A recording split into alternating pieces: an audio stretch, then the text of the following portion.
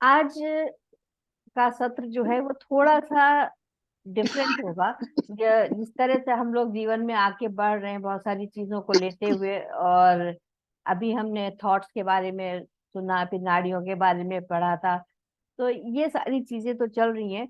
लेकिन एक जो मूलभूत प्रश्न हमारे जीवन में आता है, जो हम सबके मन में रहता है और उसका समाधान हमको नहीं मिलता, तो आज उसी विषय पे हम चर्चा करेंगे।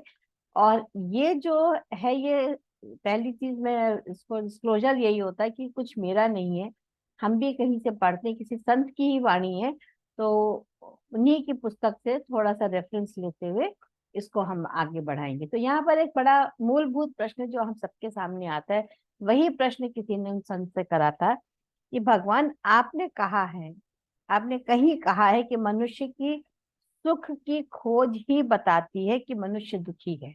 ये प्रश्न देखिए कि किस कदर बढ़िया प्रश्न उन्होंने करा है कि आपने कहीं कहा है कि मनुष्य की सुख की खोज ही बताती है कि मनुष्य दुखी है। क्या मनुष्य दुख लेकर ही जन्म लेता है? उसका वह बुनियादी दुख क्या है? क्या वो इस दुख का निराकरण कर सकता है? कभी वो इस दुख से अलग हो सकता है? तो उन्होंने बड़े अच्छे सुंदर भाव से बताया कि मनुष्य की जन्म की प्रक्रिया को समझना जरूरी है। सबसे पहले तो ये जानना कि किस प्रकार से एक मनुष्य का जन्म होता है। माँ के पेट में तो बच्चा अपूर्व सुख जानता है कि जब बच्चा माँ के पेट में होता है तो उस समय वो एकदम सुखी होता है, उसे किसी भी प्रकार का दुख नहीं होता है स्वभावतः। ना कोई चिंता होती है, ना कोई उसको फिक्र होती है। भोजन के लिए भी उसको कोई प्रयास नहीं करना पड़ता है, और वो भी अपने आप उसको माँ से मिलता जाता है। उसको कोई जीवन में प्रयास ही नहीं करना, यानी वो बिल्कुल एक सुख की अवस्था में है। श्वास भी खुद लेनी नहीं पड़ती। यानी कितनी कितनी सुविधा उन्होंने प्रोवाइड करी है भगवान ने कि श्वास भी खुद नहीं लेनी पड़ती है, माँ लेती है। माँ जितनी श्वासें लेती है वो बच्चे तक पहुंच रही है। और बच्चा तो तैरता है माँ के गर्भ में जैसे क्षीर सागर में विष्णु। तो क्षीर सागर में विष्णु की कल्पना निश्चय ही माँ के पेट में बच्चे के तैरने की कल्पना से पैदा हुई है। देखिए, समझिए, हम लोगों ने हमेशा क्या देखा है विष्णु जी को कि क्षीर सागर में लेटे हुए हैं आराम से। तो ये कल्पना भी हमारे मन में कहाँ से आई है?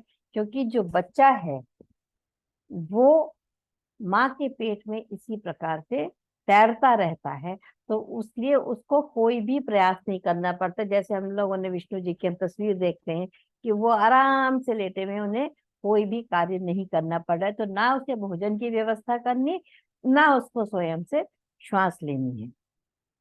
माँ के पेट में जल और नमक का ऐसा मिश्रण होता है कि बच्चा डूब नहीं सकता है। ये देखिए तथ्य जो है ये हम लोगों को पता ही नहीं है अभी तक। हमने कहीं पर भी ना सुना, ना कभी इसको समझा। एक विशेष मात्रा में अगर पानी में नमक मिला दिया जाए तो उसमें आदमी डूब नहीं सकता है। ये बात हम लोगों को सबको पता है कि जब नमक की क्वांटिटी जितनी होगी उतना हम उसके ऊपर तैरेंगे। तो जो यूरोप में जो डेड सी है वो इसीलिए डेड सी है क्योंकि उसमें इतना ज्यादा नमक है कि उसमें आप किसी को डुबो नहीं सकते। तो उसमें इसीलिए मछलियां, इसमें कोई भी प्राणी जो है वो जीवित नहीं रह पाता है। तो डेड सी उसका नाम ही इसलिए कि एक्सेस ऑफ सॉल्ट उसमें होता है। ठीक यही स्थिति माँ के पेट में होती है। इसलिए जब गर्भवती होती है कोई स्त्री, तो नमक खाने में उसका रस बहुत बढ़ जाता है। वो नमकीन चीजें हम लोग उसको किससे रिलेट करते हैं? ये मीठा खा रही है तो लड़की होगी, नमक खा रही है तो लड़का होगा। हम लोग उसको इस तरह के बिलीफ सिस्टम में लेते हैं। लेकिन नमक, सॉल्ट की जो मात्रा वो लेती है वो इसलिए ज्यादा उसको भोजन में अच्छी लगती है कि जिससे उसका बच्चा जो है वो सुरक्षित तैर सके। क्योंकि पेट सारा नमक मांगता है, और नमक और नमक और नमक, यानी उसकी क्या इच्छा होती है कि ज्यादा से ज्यादा नमक हमको मिलता रहे, जिससे कि बच्चा हमारा सुरक्षित रहे। तापमान बिल्कुल एक सा रहता है 9 महीने तक। जो पेट का तापमान है अंदर गर्भ का, वो एक ही सा रहता है। तापमान में जरा सा भी अंतर नहीं होता है। तापमान बड़ा सुखद होता है और एक स्थिर रहता है, तो बड़ा शांतिदायी होता है। क्योंकि जब टेम्परेचर में किसी प्रकार का चेंज ही नहीं हो रहा है तो वो बहुत ही आरामदेह उसके लिए हो जाता है। और माँ के पेट में कोई आवाज भी नहीं पहुंचती। तो जो पूर्ण एक शांति की अवस्था बच्चे को है वो वहां पर उसको मैसर होती है। लेकिन वैज्ञानिकों ने धीरे धीरे जब रिसर्च करा तब उन्होंने बताया कि जैसे ये जितने हम लोगों ने आविष्कार हुए हैं, तो जैसे हवाई जहाज की है या जो और मशीन चलती हैं, उनकी जो आवाज होती है वो बच्चे तक पहुंचती है और वो उसको बहुत ही परेशान करती है।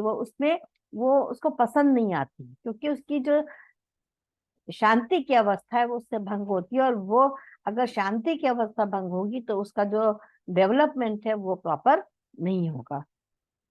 वैज्ञानिक इस विषय पर चिंतन कर रहे हैं कि बच्चों को वो बहुत ज्यादा नुकसान पहुंचा रही है और ये बच्चों को विकृत कर देगी। अगर बहुत ज्यादा शोर बच्चों के वहां तक पहुंचेगा तो विकृतियां जो होती हैं, बच्चे तमाम तरह के बीमारियों को लेकर के पैदा होते हैं, वो इसका एक बहुत बड़ा कारण है। एक मैंने आपको पहले भी एक कोट किया था कि अफ्रीका में जो आदिवासी लोग हैं वो जब स्त्री गर्भवती होती है तो उसको जंगल में छोड़ आते हैं। जंगल में छोड़ने का क्या मतलब होता है कि वो वहां पर उस शांतिपूर्ण वातावरण में रहे, बिल्कुल नेचर के साथ कनेक्टेड रहे, तो वो बच्चा जो है वो नेचर से कनेक्टेड पैदा होगा। लेकिन हमारे यहाँ क्या है कि हम लोग शोर शराबे में रहते हैं और काम और खाना और कितना लाउड म्यूजिक और इन इस सब में हम लोग चल रहे हैं। तो यहाँ पर जितनी भी इस तरह की शोर होता है जो बच्चे तक जो बाहरी शोर है, तो वो उसमें विकृतियां पैदा कर सकता है। साधारण प्राकृतिक रूप से कोई आवाज माँ के पेट तक नहीं पहुंचती। अगर कोई शोर एक्स्ट्रा साउंड नहीं प्रोड्यूस कर रहे तो वो शोर माँ के पेट में नहीं पहुंचता है। सन्नाटा है, अपूर्व शांति है। 9 महीने बच्चा शून्य में, इस ध्यान में, सुविधा में, इस सुरक्षा में और स्वाभाविकता के साथ जीता है। उसे सुख का अनुभव होता है। हालांकि उसे पता नहीं है कि ये सुख में वो जी रहा है, लेकिन वो बहुत ज्यादा उस समय सुख में होता है। सुख का पता तो तब चलेगा जब दुख का पता चलेगा। देखिए कितना कितना बढ़िया माकूल प्रश्न था और कितना सुंदर तरीके से उसको डिफाइन करा है। सुख का पता तो तब चलेगा जब दुख का पता चलेगा। तो वो तो आनंद की अवस्था में है, तो उसे कुछ पता ही नहीं चल रहा है। सुख की याद तो पीछे आएगी, मगर पता चले या ना चले, बड़ी सुखद दशा है। उसे तो इस समय जो आनंद मिल रहा है वो उससे बड़ी चीज जीवन में उसके लिए और कुछ नहीं। फिर 9 महीने के बाद एक उपद्रव घटता है। जिस घर में 9 महीने बच्चा रहा है वहां से अचानक उखाड़ा जाता है और दुख की शुरुआत होती है। यानी दुख कहाँ से आना शुरू हुआ? जिस समय वो जन्म लेता है वहां से दुख की शुरुआत होती है। जन्म दुख है। 9 महीने जिस सुविधा में रहा है वहां से बच्चे को टूटना पड़ता है और एक अज्ञात अनजान जगत में प्रवेश करना होता है, जहां हर चीज चोट पहुंचाती मालूम पड़ती। अब इसको आप अनुभव करिए, जब हमने बच्चों को जन्म दिया तो बच्चा आते ही क्यों रोता है, ये किस तरह उसके डॉक्टर देखभाल करते हैं। अभी तो नया जो विज्ञान आ गया है उसमें क्या चीज बता रहे हैं कि बच्चा माँ को देते ही नहीं है। उन्होंने 3 दिन तक उसको रख दिया नर्सरी में कि हाँ भाई बच्चे को ये हो गया वो हो गया, उसको उठा के नर्सरी में डाल देते हैं, माँ तक भी नहीं पहुंचाते हैं बच्चे को। तो इस पर जो वैज्ञानिक है उन्होंने इस पर बहुत काम किया और सबसे बड़ी चीज जो उन्होंने बताई, जो बहुत ही महत्वपूर्ण है सबके लिए जानना, कि जिस अस्पताल में, जहां अस्पतालों में बच्चों का जन्म होता है वहां पर बहुत तेज प्रकाश जलाकर रखा जाता है। चाहे वो नॉर्मल डिलीवरी हो रही हो या वो सिजेरियन हो रहा हो। उस ऑपरेशन थिएटर में, यानी बच्चा जब होगा तो नेचुरली वो घरों में तो पहले जो प्रथा थी कि भाई घर में हुए तो वहां तो दिया विया जला करता था एक पहले, या छोटा सा बल्ब होता था कि देखिए वो चीज कितनी फायदेमंद थी और अभी वो किस तरह से नुकसान पहुंचा रही। तो अभी जितने भी बच्चे हॉस्पिटल्स में हो रहे हैं उनको तेज रोशनी, उनको एकदम प्रकाश जला के रखते, और हमको ये ख्याल ही नहीं कि बच्चों की आंखों को वो खराब कर देता है। क्योंकि जब 9 महीने जो अंधकार में रहा है, आप ही देखिए ना, अगर आप कुछ घंटे कमरे में अंधेरे में रहें और एकदम से बाहर आए तो कितनी चकाचौंध आपकी आंखों को लगेगी। तो जो 9 महीने बच्चा पेट में रहा है, जब वो जन्म लेता है और इतना तेज प्रकाश उसके ऊपर पड़ता है, तो यहीं से आंखें खराब होनी शुरू हो जाती है। जो चश्मा आप देख रहे हैं कि छोटे छोटे बच्चों को चश्मा पहनना पड़ता है, आंखों में तरह तरह के रोग हो रहे, वो कारण उसका जो सबसे बड़ा उन्होंने रिसर्च करके निकाला है वो ये है कि इतना तेज प्रकाश उनकी आंखों पे चला जाता है। बच्चे 9 महीने शांत अंधकार में रहे हैं, जहां रोशनी की किरण भी नहीं थी। उनकी आंखों के तंतु बहुत कोमल, ये उनकी जितनी नर्व्स है, इस समय सोचिए कितनी डेलिकेट नर्व्स होंगी जिस समय बच्चा पेट में है। और जब वो बाहर आया अचानक से रोशनी में, तो वहां पर उसको मुश्किल हो गई। और अस्पताल में जहां वे पैदा होते हैं वहां पर बड़ी बड़ी लाइट्स जला दी जाती है। भयंकर रोशनी है, बच्चों के कोमल तंतुओं वाली आंखें इस भयंकर रोशनी से भारी आघात पाती, बहुत उनको नुकसान पहुंचता है। शोधकर्ताओं का कहना है कि दुनिया में इतने चश्मों की जरूरत ना हो अगर लोगों की खराब बचपन में ही आंखें ना कर दी जाए। यानी अगर उसको सौम्य प्रकाश दिया जाए, हल्की रोशनी में उसका जन्म करवाया जाए, जैसे कि पहले हुआ होता था कि दाइयां आती थी, मिडवाइफ्स आती थी, जो भी कोई आता था और घर में जो डिलीवरीज कराई जाती थी, और आप उस चीज को विजुअलाइज करिए। अब जैसे छाया मौसी उस चीज को बता भी सकती है कि किस प्रकार से अंधेरे में कम रोशनी वाले जगह पे बच्चों का जन्म कराया जाता था।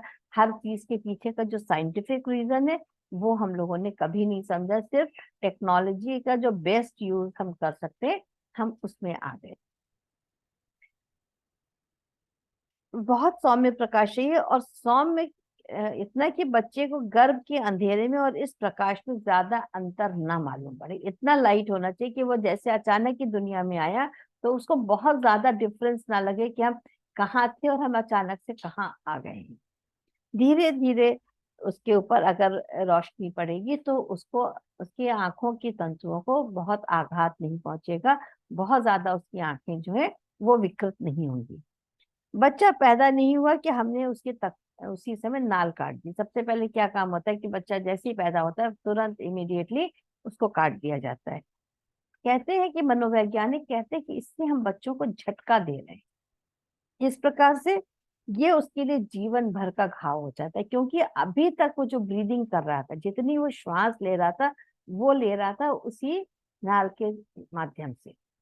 अभी वो पैदा भी नहीं हुआ, बाहर आया है और इमीडिएटली क्या करा, नाल काट दी। अभी उसने श्वास लेना सीखा ही नहीं। उसको कम से कम 10-15 मिनट का समय दीजिए कि वो कम से कम अपने लंग्स, अपने नोज का इस्तेमाल कर सके, क्योंकि वो तो कुछ कर ही नहीं रहा था, वो तो आनंद की अवस्था में पड़ा हुआ था। और बाहर आते ही इमीडिएटली उसको डिस्कनेक्ट कर दिया गया हर चीज से। रोशनी इतनी डाल दी गई, नाल काट दी, अब वो घबरा गया, अरे ये कहाँ आ गया मैं, ये मेरे साथ क्या हो रहा है। फिर दूसरा क्या होता है कि बच्चे ने अगर श्वास नहीं ली, आपने तो नाल काट दी, आपका तो काम खत्म हो गया। धीरे धीरे वो श्वास लेना सीख भी नहीं पाया था कि आपने से माँ से डिस्कनेक्ट कर दिया। अभी क्या हुआ, उसको उल्टा शीर्षासन में लटका के डॉक्टर जो थपथपाते हैं उसको, अरे सांस लो सांस लो, उसकी पिटाई करने लगते हैं कि देखो बच्चा सांस नहीं ले रहा है, तो उसको उल्टा लटका के, और ये बहुत मूवीज में हम लोगों ने देखा, नॉर्मली भी देखा है कि उसको उल्टा लटका के अब थपथपा रहे हैं। तो बच्चे को कितनी इससे चोट लग रही है, कितना ज्यादा उसको आघात हम पहुंचा रहे हैं। इतना कोमल शिशु है जिसको अभी कुछ समझ नहीं है, और हम उसको आघात पे आघात पहुंचाते चले जा रहे हैं, तो बच्चा घबरा जाता है। तो यानी जो उसके जीवन की शुरुआत हो रही है वो कैसी हो रही है, हिंसा के साथ में हो रही है। हम लोग कह रहे हैं ना कि हमने तो कोई हिंसा करी ही नहीं, लेकिन हम हर रूप में उसके साथ हम हिंसा करते हैं।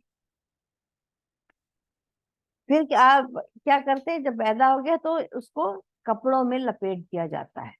अभी उसकी त्वचा इतनी कोमल होती है कि वो उस कपड़े को, चाहे जितना भी वो कोमल हो, वो उसको कष्टपूर्ण महसूस होता है, क्योंकि वो किस चीज का आदी रहा है। आप देखो ना कि अगर हमारे हमको इमीडिएटली अपनी चीजों को चेंज करना पड़े, हमें अडाप्शन में कितना ज्यादा टाइम लगेगा। हम अडाप्ट कर ही नहीं पाएंगे चीजों को। हर चीज में हमें गर्मी लग रही है, हमें सर्दी लग रही है, कपड़ा चुभ रहा है, हर चीज को हम कंप्लेंट करें। वो तो नन्हा बच्चा वो क्या कर सकता है, उसको जिस समय कपड़े में लपेटा गया वो कपड़ा भी उससे बहुत कष्टपूर्ण मालूम हुआ। तो नए शोधकर्ताओं ने बताया है कि सबसे पहले जब बच्चा पैदा हो तो उसे पानी के टब में रखें, क्योंकि उसको तैरने की माँ के गर्भ में आदत, माँ के गर्भ में वो चूंकि तैर रहा था, तो अगर उसको पानी का टच मिलेगा तो वो धीरे धीरे उसको क्या लगने लगेगा कि हाँ अभी हम उसी जगह पर हैं, वो उसको पूरी तरह से माँ से डिस्कनेक्ट नहीं होता है, वही तापमान पर जिस तापमान में वो माँ के पेट में था।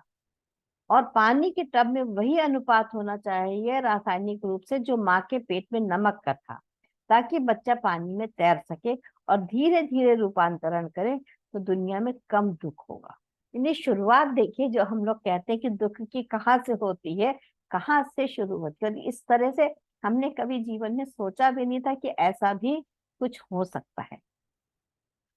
दुख की परिभाषा मेरे हिसाब में क्या, अच्छा सॉरी, फिर सारा शिक्षण जो उसका बच्चे को होता है वो अस्वाभाविक होता है।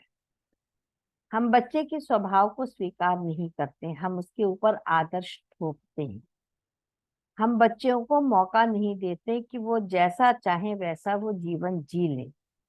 हम उसके चारों तरफ ढांचे, किस चीज के, चरित्र, नियम और मर्यादाओं के ढांचे खड़े कर देते हैं। हम उसको बांधना शुरू कर देते हैं, हम लक्ष्मण रेखाएं खींचते हैं, हम बच्चों को विकृत करते हैं, अप्राकृतिक करते हैं, फिर दुख घना हो जाता है। तो दुख की परिभाषा क्या है? अब सवाल ये कि अगर सुख को हमने जाना तो दुख क्या है? दुख की परिभाषा है अस्वाभाविक हो जाने का नाम दुख है। अगर आप अपने स्वाभाविक रूप से जी रहे हैं तो आप सुखी हैं, लेकिन हर चीज बच्चे के साथ कैसी हो रही है, अस्वाभाविक घटित होती जा रही है। तो दुख क्या है वास्तव में? अस्वाभाविक हो जाना ही दुख है, स्वाभाविक होने का नाम सुख है। जब भी हम स्वभाव के अनुकूल होते हैं तब हम सुखी होते हैं, ये हम सब लोग महसूस करते हैं। कुछ क्षण जीवन में हम अपनी तरह से जी रहे हैं, अपनी तरह से खाना बना रहे हैं, अपनी तरह के कपड़े पहन रहे हैं, अपनी तरह से काम कर रहे हैं, तो हमें एक सुख का अनुभव होता है। लेकिन जहां हमारे ऊपर चीजें थोपी जाती, जहां हमको किसी बंधन में बांधा जाता है, या कोई चीजें हमसे कही जाती, नहीं ऐसा नहीं, ऐसा करो, हम बड़े हो गए तो भी हमें हर्ट होता है। तो हम कैसे उस समय सुख का अनुभव हम कहाँ करते हैं? इसको इमेजिन करिए इस चीज को कि हम कहाँ हैं और हम क्या अनुभव कर रहे हैं, कि जब हम नहीं इसको एक्सेप्ट कर पा रहे हैं तो उस बच्चे के ऊपर क्या बीत रही होती है।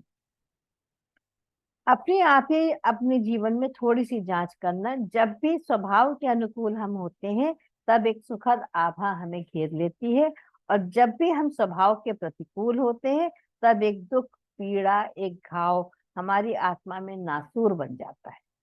और हमारी पूरी जीवन प्रक्रिया, जिसको हम शिक्षण कहते हैं, जिसको हम बच्चे को संस्कार देना कहते हैं, अजीब अजीब संस्कार है, अजीब अजीब मूर्खतापूर्ण संस्कार है। अब ये देखिए कि हम सब के यहाँ जब बच्चा पैदा होता है तो अलग अलग तरीके से बच्चे को उसका, कोई लोग उसी समय कान छेद देते हैं, मुस्लिम्स में खतना किया जाता है। तो आप सोचिए, जो बच्चा भी पैदा हुआ है जो कि संस्कार को झेलने के लिए नहीं तैयार है, आप उसको घाव दे रहे हैं, इंजेक्शंस लगाने शुरू कर देते हैं डॉक्टर्स। अरे उसको ये कमी है, उसको वो कमी, लेके घच घच घच उसके, अरे इतना कोमल नन्हा सा बच्चा है जिसको समझ नहीं आ रही, और हमने उसको आघात देने, तकलीफें देनी शुरू कर दी। तो जब हमारी शुरुआत जीवन की दुख से हो रही है तो हम सुख कहाँ पाएंगे? है कितना सुंदर प्रश्न है, ये बताइए। इस तरह से हमने कभी जीवन को ना देखा, ना सोचा, ना समझा। अभी आप इस चीज को देखिए, तो हर चीज जो है, इस तरह के कितने रीति रिवाज हम लोगों के यहाँ बनाए गए हैं जिसमें बच्चे को हम बराबर दुख देते रहते हैं, और हम बच्चों को उसके ऊपर थोपते भी। अगर कोई बच्चा कहता नहीं, जैसे मुझे भी अपना बचपन, हालांकि बहुत बड़े हो गए थे, 4-5 साल के थे, वो पहले वो आते थे ना वैक्सीन लगाने के लिए, वो एक वो मतलब नॉर्मल इंजेक्शंस नहीं होते तो अलग टाइप के होते थे, तो हम तो खुद ही जाके हम चारपाई के नीचे छुप जाते थे, या हम कहीं कोशिश करते थे कि स्टोर रूम में वहां जाके छुप जाए कि लगाना ना पड़े, स्कूल में जिस दिन लगता था स्कूल से छुट्टी। क्योंकि वो मुझे आघात पहुंचाता था, मुझे ये नहीं मालूम था ये मुझे फायदा करेगा। तो किस तरह से वो हमको फायदा कर रहा है। फिर जो भी काम बच्चा करना चाहता है, जैसे जैसे वो बड़ा हो रहा है, देखिए आघात को इतना झेल के, इतना दुख झेल के तो बेचारा समझिए 2-4 साल का हुआ। अब उसके ऊपर सारी मर्यादाएं हमने थोपनी शुरू कर दी। बाहर मत जाना, बहुत ज्यादा धूप है। और खुद हम धूप में खेल के बड़े हुए हैं, कोई बात नहीं है, बच्चे को नहीं जा। बारिश में हम खूब भीगते थे।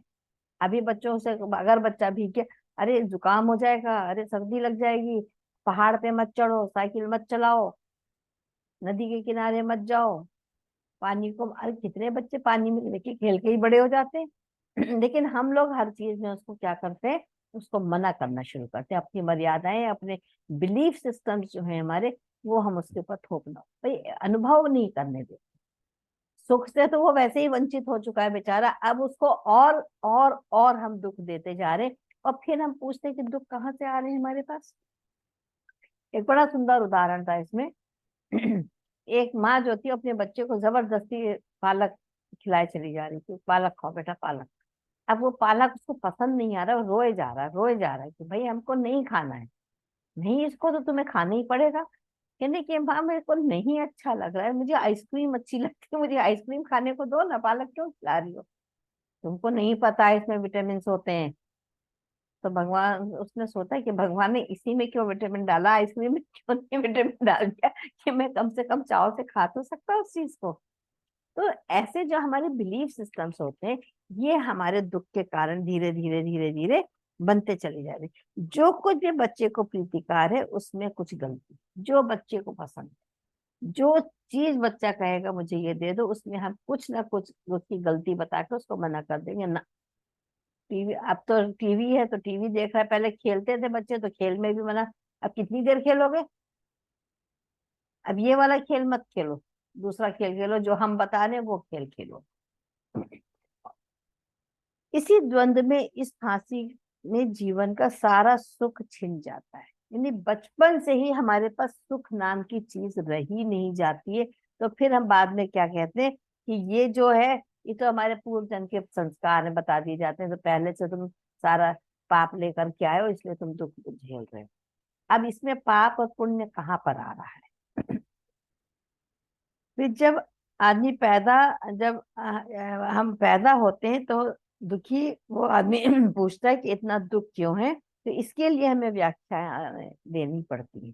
फिर जब बच्चे, हम जैसे हमसे ही कोई पूछता है तुम क्यों दुखी हो, तो हम क्या कहेंगे, या किसी पंडित के पास जाएंगे, जाएंगे पूछने के लिए कि हाँ भाई बताओ पंडित जी, हम काहे के लिए इतना दुखी, काहे सारी परेशानियां हमको आ रही हैं। तो ये जो सुख और दुख की जो परिभाषा है, सो इस प्रकार से अगर हम इसका व्याख्यान करते, तो लोग, पंडित हमें क्या बता देंगे, अरे पिछले जन्म में बड़े पाप करके आए हो इसीलिए तुम दुख भोग रहे हो। तो दुख और सुख को हम जानते ही नहीं है। सुख केवल एक अवस्था है जिसमें हम स्वाभाविक रूप में अपने रहते हैं। आप देखिए, जिस समय आप शांतिपूर्वक ढंग से बैठे हुए, उस समय आप क्या अनुभव करते हैं। हम लोग ध्यान में बैठते हैं, आपको सबको बहुत अच्छा लगता है, आप कहते हैं नहीं बड़ा अच्छा लगा ध्यान में बैठे। यानी उस समय क्या होता है कि उतनी देर के लिए हमारा मन जो है वो एकाग्र हो जाता है, और हमें जो बाहरी कष्ट है वो नहीं समझ में आते। लेकिन अगर अगर आप अपने बचपन से जो इनर चाइल्ड की हम लोगों ने करा, और उसको मतलब कितनी बार रिपीट करना चाहिए चीजों को, आप ये समझिए, तो हमको समझ में आएगा कि हमें एक बचपन से आदत पड़ी हुई है दुख झेलने की, कष्ट, शारीरिक और मानसिक दोनों। क्योंकि जब शरीर को कष्ट पहुंचता है तो पहले शरीर तो अनुभव कर रहा है, कष्ट कहाँ हो रहा है, सारा मन में हो रहा है। तो जो बच्चा इतने दुख, इतने कष्ट झेल करके आया है, वो कैसे सुखी हो सकता है।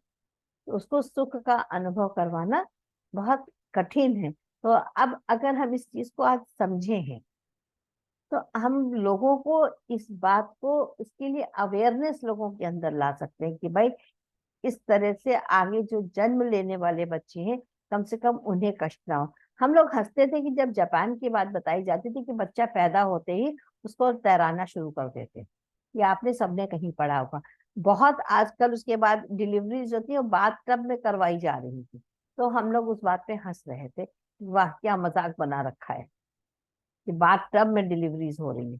लेकिन जिन्होंने करा, उनको वैज्ञानिक तौर पे इस बात का अनुभव हो चुका था, वो समझ चुके थे कि बच्चे के लिए क्या चीज आवश्यक है। माँ के लिए उस समय क्या आवश्यक है वो नहीं है, माँ तो जन्म दे रही है, लेकिन बच्चे के लिए क्या जरूरी है ये बात उनको समझ में आ गई। तो इस तरह अगर आप बच्चों में कंपैरिजन करके देखेंगे, उनको कंपेयर करेंगे, तो आपको समझ में आएगा कि कौन से बच्चे सुखी हैं, जिनके अंदर इतने ज्यादा कष्ट नहीं,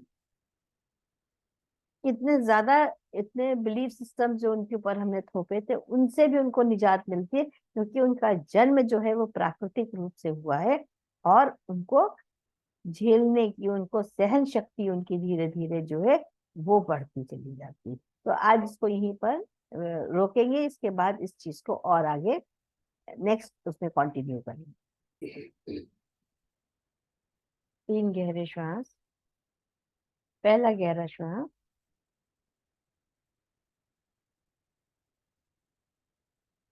पेट को फूलने दें, श्वास को रोकें,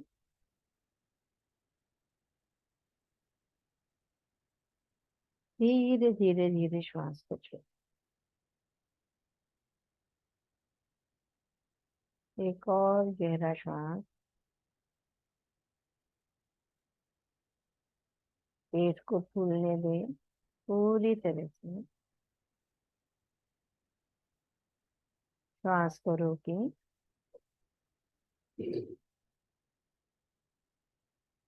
धीरे धीरे धीरे श्वास को छोड़ें। एक और गहरा श्वास,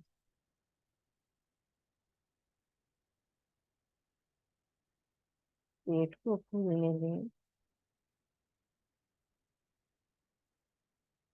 श्वास को रोकें,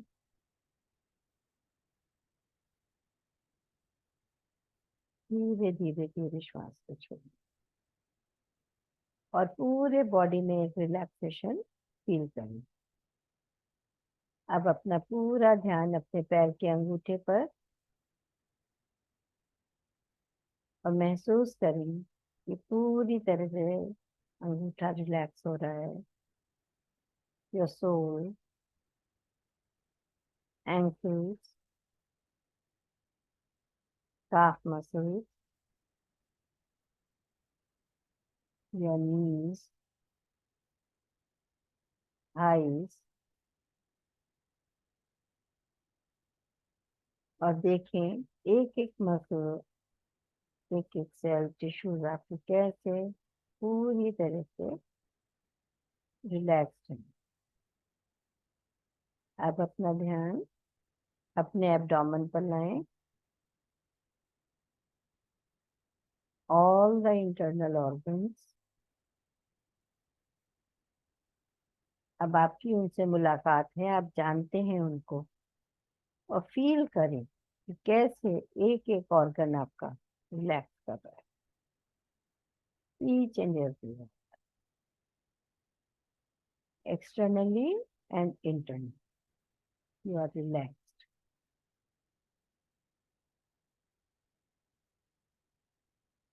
अपने स्टमक रीजन पे आए,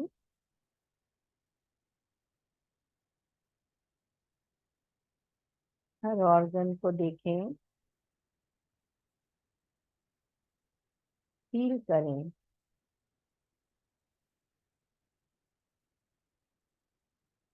इवन योर पैंक्रियास, ठीक, gall bladder, your liver,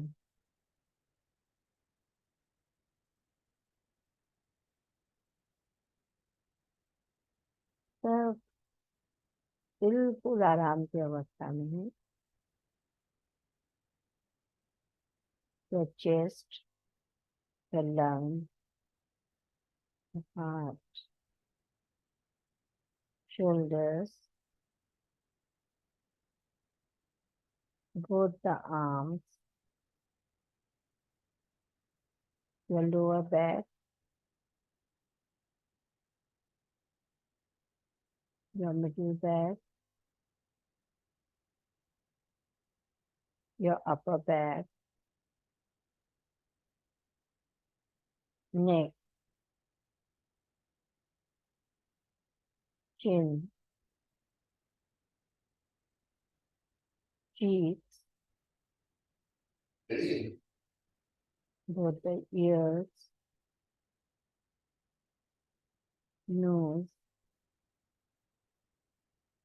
your mouth. Feel the relaxation in your jaws, your forehead, and your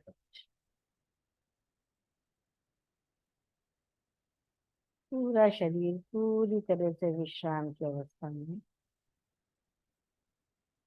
अपने मास्टर्स को इन्वोक करेंगे।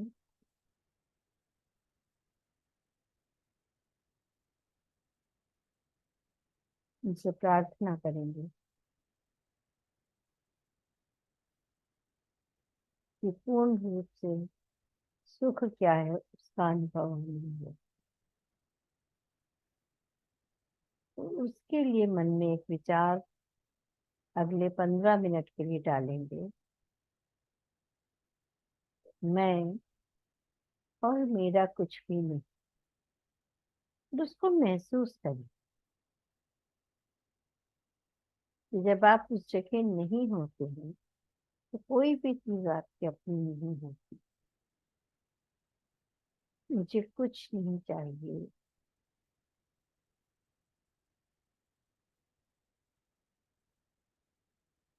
मुझे कुछ नहीं करना है,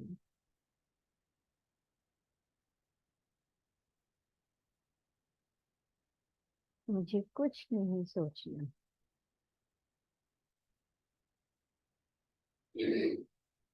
जो कुछ भी है तो सब प्रभु तेरा है।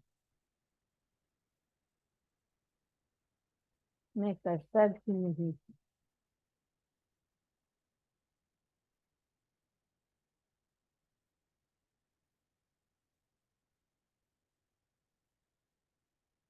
और अब अपना ध्यान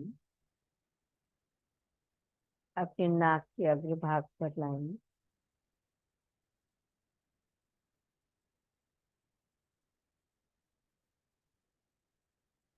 और श्वासों को देखें।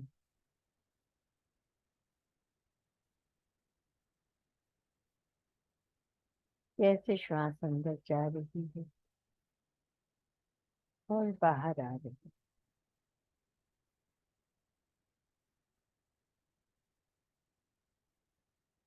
पूरा ध्यान केवल श्वास में।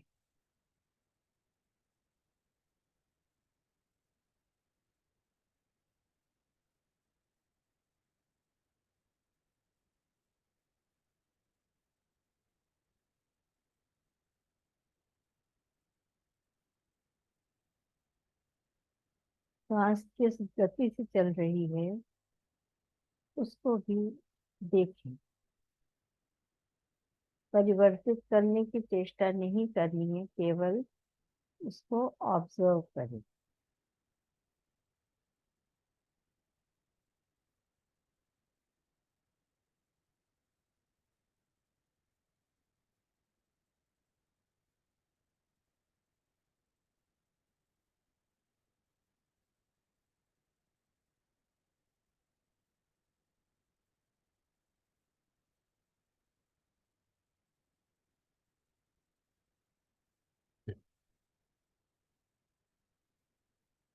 पूरी सजगता के साथ अपनी श्वासों के साथ जुड़े रहें।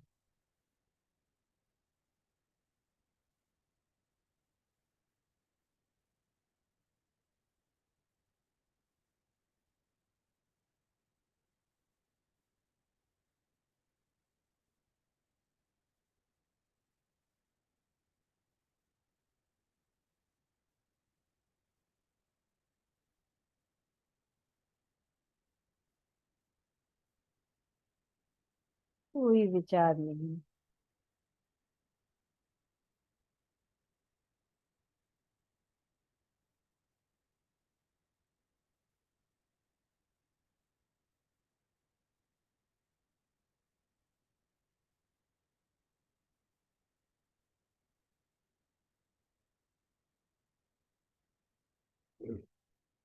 और आज अब एक प्रश्न अपने अंदर करेंगे हम कि हु एम आई, मैं कौन हूँ। अपने अंदर इस प्रश्न को डालें।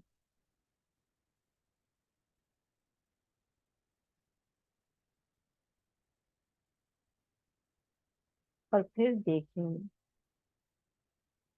ये मैं कहाँ से उठ रहा है, ये आई की फीलिंग कहाँ से आ रही।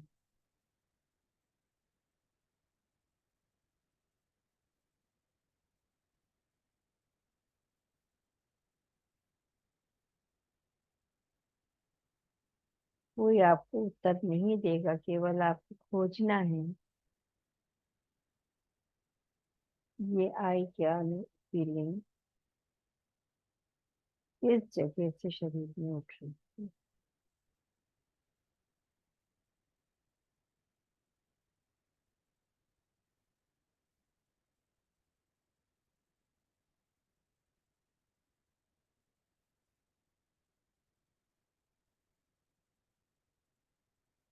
ये आई आप स्वयं हैं।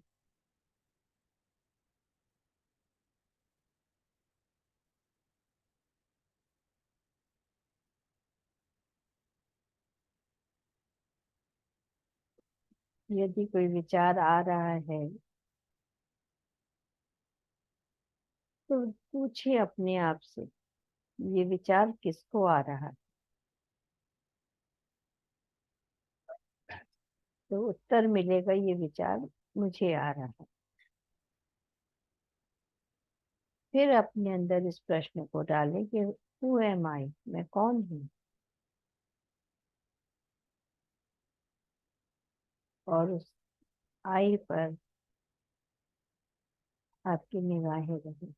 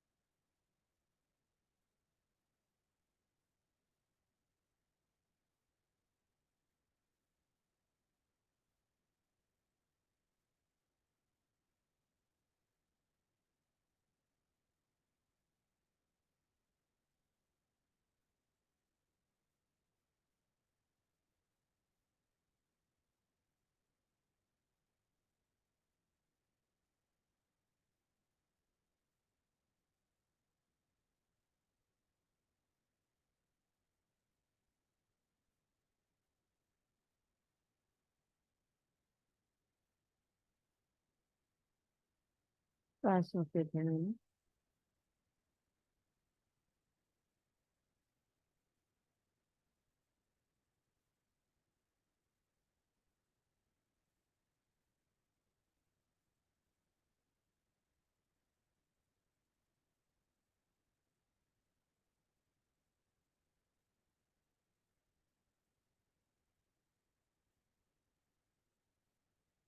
आप महसूस करेंगे कि श्वासों की गति अपने आप पहले से धीमी हो रही है।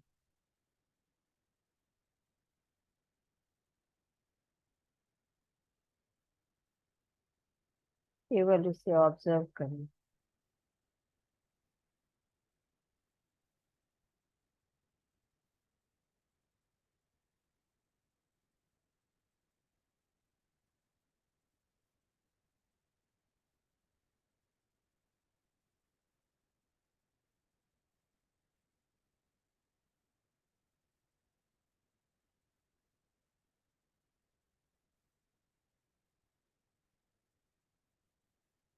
अगले 2 मिनट तक पूरा ध्यान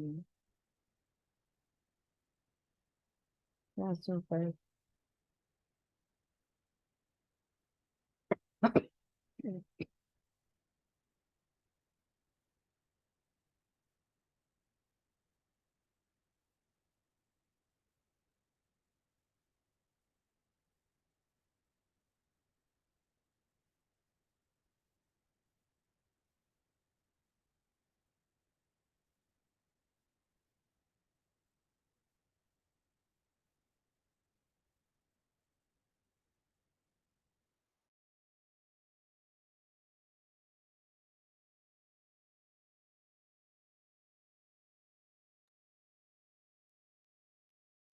और 2 मिनट ध्यान करेंगे पूरी अवेयरनेस के साथ।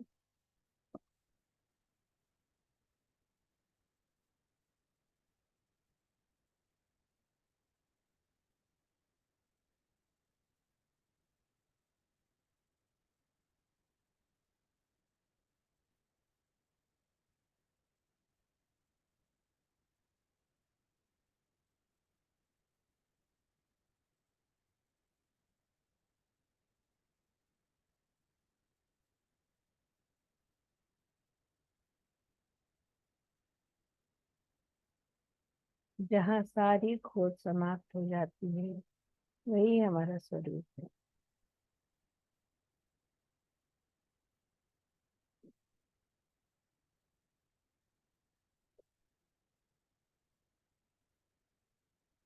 धीरे धीरे अपने पैरों की उंगलियों को हिलाएं, हाथों की उंगलियों को हिलाएं और वापस अपनी चेतना में।